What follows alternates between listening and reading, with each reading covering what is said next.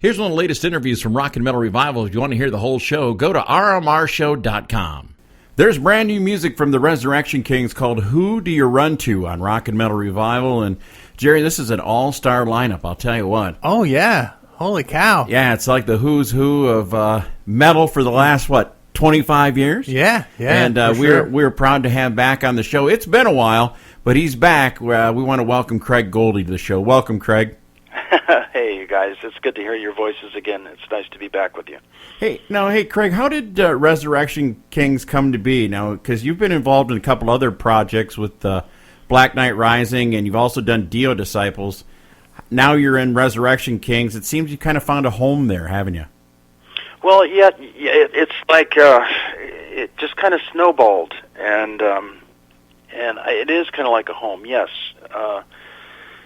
I lost a lot when we lost Ronnie, and that took the wind out of my sails for quite some time. So I really didn't do a whole lot of music other than the Dio Disciples, and because that band was a family, and Ronnie was our family, and when a family member dies, those left behind often try to keep their memory alive, and so there were really like memorial services cloaked as rock concerts, and so that's about all I really cared to do.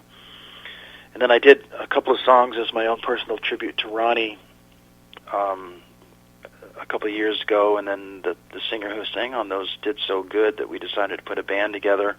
And little by little I started coming back alive and doing music again. And Chaz West, the singer on the Resurrection Kings, him and I were writing some songs together prior to that, and Living Out Loud was one of them. And so I got this email from Frontiers asking me if I'd like to be the guitar player for a recording project that would involve guys who had named for themselves in the 80s, and kind of like in the White Snake, Deep Purple, Rainbow type of vein, and would I be interested? And I said, absolutely.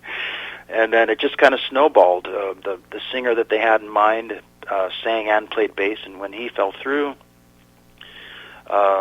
it made perfect sense for me to contact Chaz and Sean, because at one time we were thinking about trying to put a band together, and Frontiers was asking me to submit songs, and I had already submitted Living Out Loud, and they loved the song. So, fortunately for us, Chaz was available and Sean was available, and then when the drummer fell through, me and Vinny had remained friends from Dio, and we were doing a recording session together, and I said, would you like to do it? And he heard some of the songs and said, yeah. So, to the naked eye, the project was falling apart at the seams, but in reality, it was actually becoming stronger and more powerful. And it was just a real special lineup, and the record company, thank God for Frontiers Records for doing what they're doing with the music and the guys that, like me, who made names for themselves in the 80s and keeping that music alive. And they picked certain songs from the ones that I submitted, and some of the songs that me and Alessandro Del Vecchio, the producer, wrote together, and some of the songs that he wrote on his own and co-wrote with others. And it was just a real special collective contribution that just kind of snowballed into a very special album. Nice. Yeah, one night I had the opportunity to meet Ronnie, and it was probably one of the most special nights. We get to meet a lot of people with radio, but meeting Ronnie was extra special.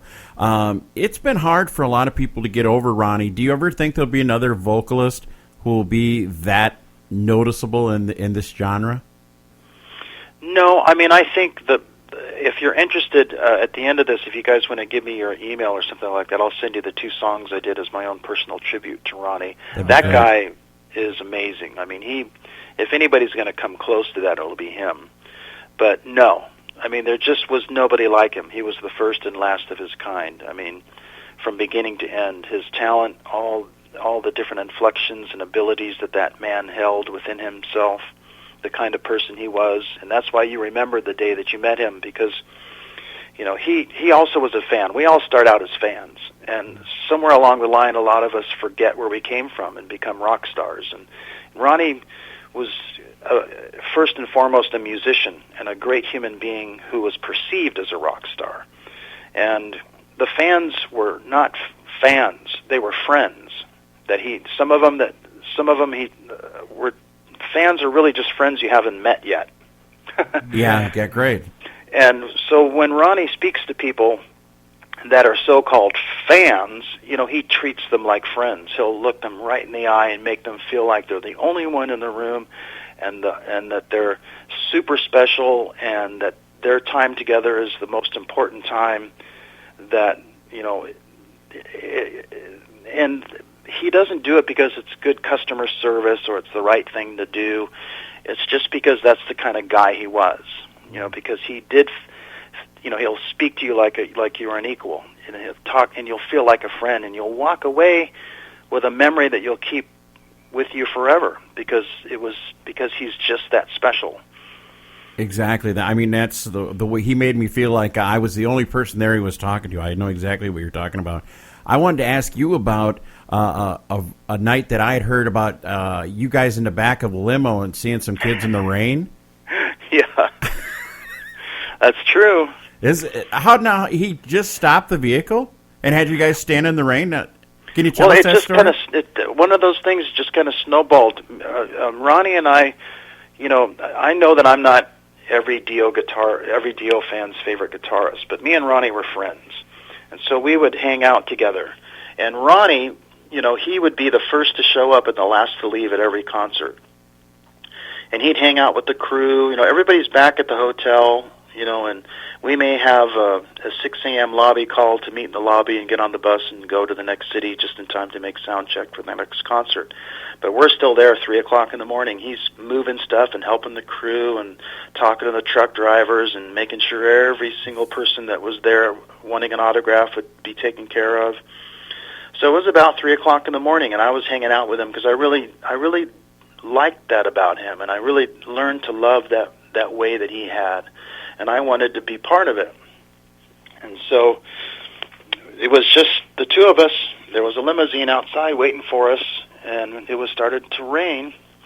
And as we started to take off towards the hotel, we noticed these two kids, in the corner of the Coliseum, huddling together with their coats over their head because they were trying to keep from getting wet. And we both said, "Stop," And so the guys came, the fans that were waiting outside came over to each side of the limousine, and we rolled down the windows, and they, gave us their pieces of paper for us to sign, and the rain started to pick up, and the wind was blowing the rain inside the limousine. So it was just one of those things. Me and Ronnie looked at each other, and we said, "F this," and the fans were like, "We're sorry," and like, "No." And we're both thinking, hey, if you guys can stand out in the rain waiting for us, and then we can stand out in the rain and sign autographs for you. So that's what we did. Yeah. We got out of the warm, dry limousine and stood out in the rain and signed autographs and hung out and talked with them. I suppose it should have been, why don't you come on inside? Yeah, really. But we didn't think of it that way. We thought, hey, if you could do that for us, we can do that for you. And there we were, just getting soaked, But luckily, the things that we had to sign had been signed in the dry limousine, and we talked to them for a while and hung out, and we got back in the car soaking wet and went back to the hotel. Nice. So somewhere in this world, there's those two kids who have that other side of the story, But it's true. So are there any plans for Resurrection Kings to hit the road? Well, actually, we all got so impressed with the way this album came out that we are currently in negotiations with managers and agents to try to put a tour together in support of the album. And we all would like to do another record together. Nice. Hey, Craig, the two songs that you're talking about that were tribute to Ronnie, are those the songs you worked on with Mark Huff, who used to be the lead singer of Quiet Riot? Yes. Yeah, he has an outstanding voice. Man. Have you heard those songs yet? No, I haven't heard those songs yet, but I saw Mark live. When this is over, give me your email so I can send them to you. The two songs, they were written as my own personal tribute to him, and Mark sang on those, and he sang them so outstandingly. That's what made him and I want to put a band together. Nice. Now, Craig, your first full studio album with Dio was Dream Evil. And that's one of my... That's a great album. Yeah, I love that album, and I Could Have Been a Dreamer is one of my all-time favorite Dio songs. What was it like working with Ronnie for you, the first time working with Ronnie on that first album? Well, I mean,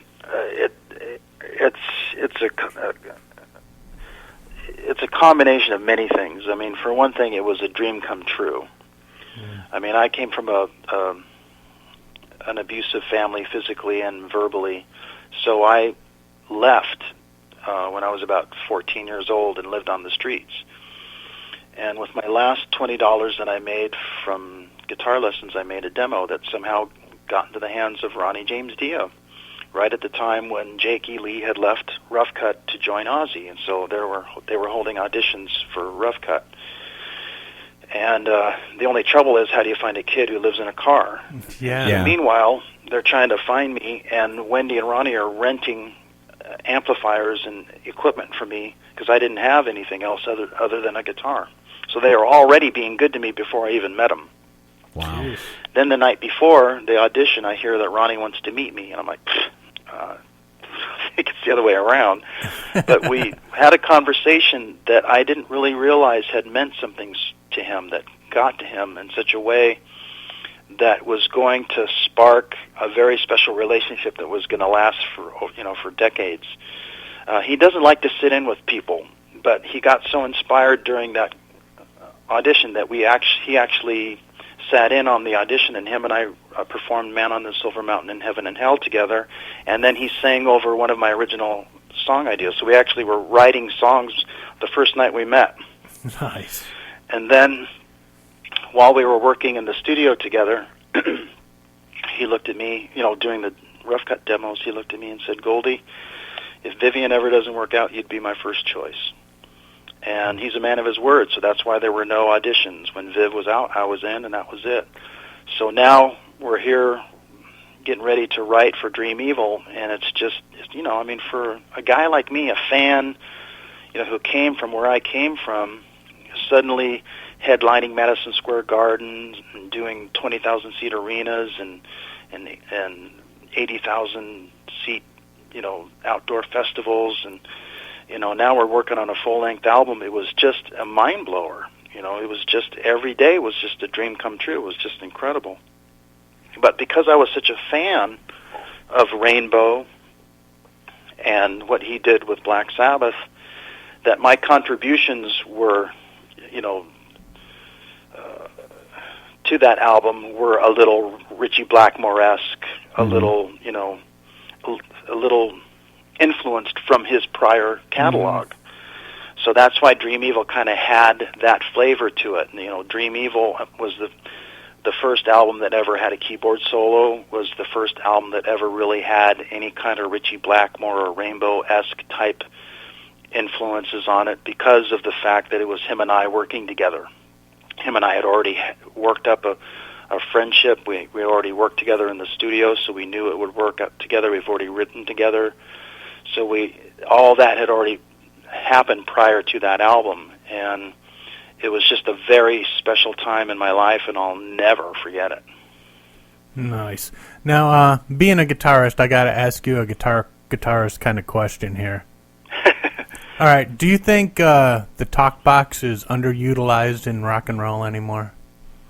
That's interesting you say that, because I've been kind of toying with the idea of maybe bringing that back. Hell yeah! 'Cause I think it's cool if it's like the wah-wah pedal. If it's done, tastefully and not just constant. Yeah, absolutely. Nice. See, I got a good question. I know you did. Yeah. Hey, Craig. Where can fans keep up to date with what's going on with you and what's going on with the Resurrection Kings? What are the best places for them to find out more information?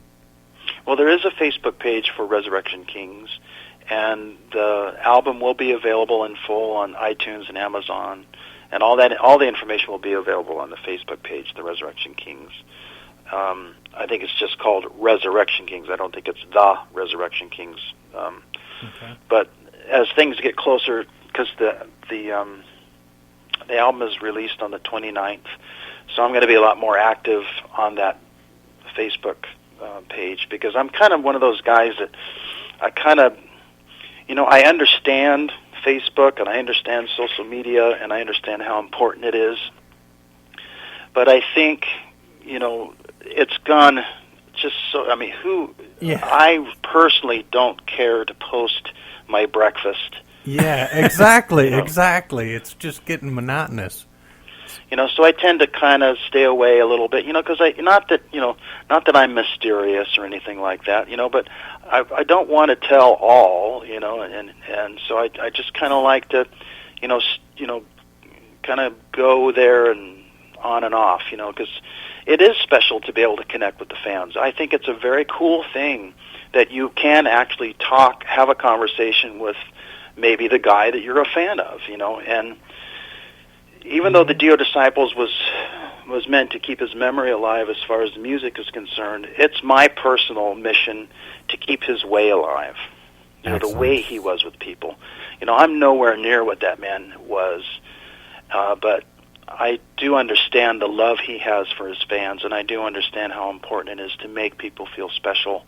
And so when I do meet people face to face, and I do try to spend time on Facebook and try to make people feel special, because I know what that's like, and I would like to be, someday the guy that makes somebody feel special because they were a fan of me, that I made them feel like a friend and treated them like an equal and made them feel special. So any tracks on the new album you think could have benefited from adding some cowbell?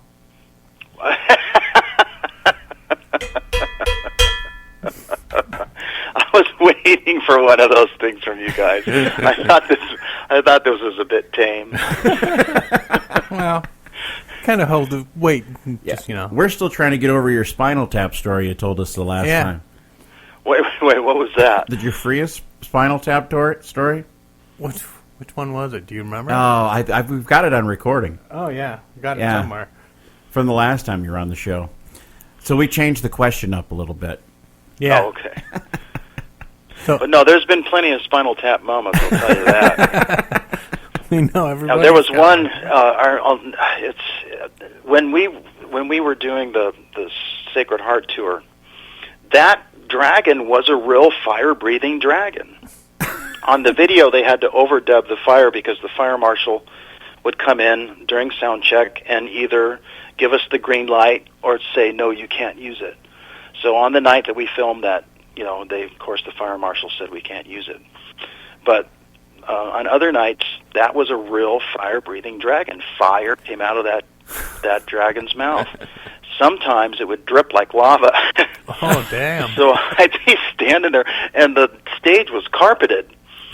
So every now and then, the fire would come out and drip like lava and set the carpet on fire. So I'd have to walk over and stamp the fire out while I'm playing guitar at the same time.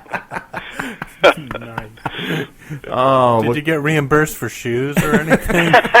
Well, I know. Luckily, no. But luckily that nothing like that occurred. But yeah, there was plenty of those type of moments. I love that movie Spinal Tap because that really is a documentary, and I think a lot of musicians got insulted, and I think it's only because it came a little too close to home. Oh yeah, exactly. We asked that question for about 6 years, and everybody got it. Everybody had a Spinal Tap story. They knew the movie. Yeah, it's amazing.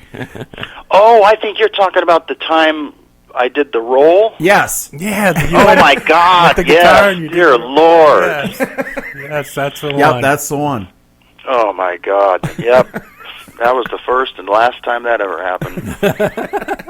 I'd probably break something if I try that now. Oh, yeah. Really, Well, Craig, we love the new CD, and we'll be playing it a lot here on Rock and Metal Revival, and we want to play Living Out Loud because this song just cranks. And well, thank you. You are more than welcome back on Rock and Metal Revival anytime.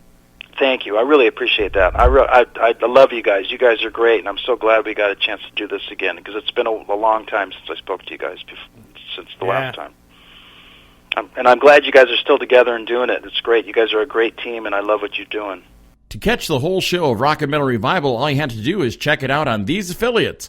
Mega Rock Radio's on Saturdays from 11 a.m. Eastern Time, and on Uncontrolled Noise Tuesdays at 1 a.m., Thursdays at 8 p.m. Eastern Time, and on Saturday nights at 7 p.m. Eastern on UncontrolledNoise.com. And make sure that you leave them a message and tell them that you found Rock and Metal Revival on their stations.